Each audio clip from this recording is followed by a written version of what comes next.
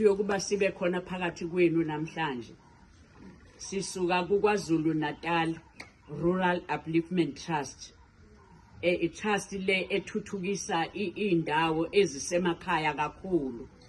Le trust lena isuke imali ezisebenzisayo izinikezwa uAfrican Rainbow Minerals, njoba nibona la maflag lana. uAfrican Rainbow Minerals kalula nje siyayisithi uPatrice Mtsipe semakhaya.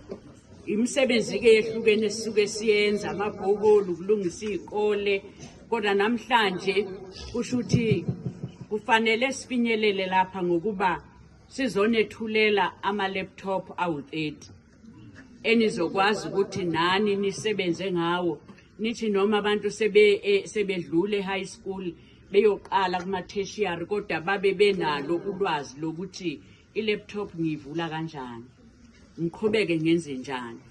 Inhloso enkulu kuyileyo, kusho ukuthi babonile nabehloli benu ukuthi niyadinga kakhulu kule ndawo, ngoba siyezwa nemiphumela cha iyazama impela. Sinethemba ke nathi ukuthi ukufika kwalama laptop la kinina kuzokwenza umsebenzi wenu uimprove kakhulu kunalokho okuyikhona. Kuyosithokozisa kakhulu nathi uma sesithola imiphumela kulonyaka nje obuzophela nje sithole ukuthi izinga lenyuke kakhulu, niyawushaya 100% esiyubhekileyo. Sekukhona sekunivula amehlo kunelekelela emfundweni yenu. Yilokhu okusilethe lapha ukuba sizonethulela lama laptop enizowasebenzisa bese nikwazi ukuthi imfundo yenu ibe ngcono, nani nizibone nikhanyiselekile.